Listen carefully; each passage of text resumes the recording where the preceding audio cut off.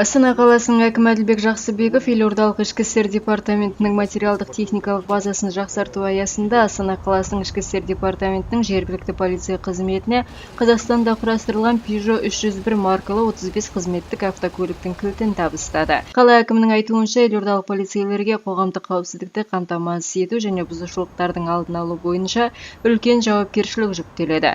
Өз кезегінде Астана қаласы ішкі істер департаменті басшысы полиция генерал-майоры Амантай Әубәкіров тәртіп сақшыларының, соның ішінде жергілікті полиция қызметінің материалдық-техникалық базасын нығайтуға көмек көрсеткені үшін қалалық әкімдікке алғысын білдіріп, елордалық полицейлердің қоғамдық тәртіпті қамтамасыз етуді және құқық бұзушылықтардың алдын алу жұмыстарын жоғары деңгейде атқаратынына сенім білдірді. Полицейлік автокөліктердің қатарын толықтырған автомобильдер Қазақстанда құрастырылған. Көліктер ішкі істер бөлімінің мәліметтер базасына енуге мүмкіндігі бар борттық компьютерлермен жабдықталған.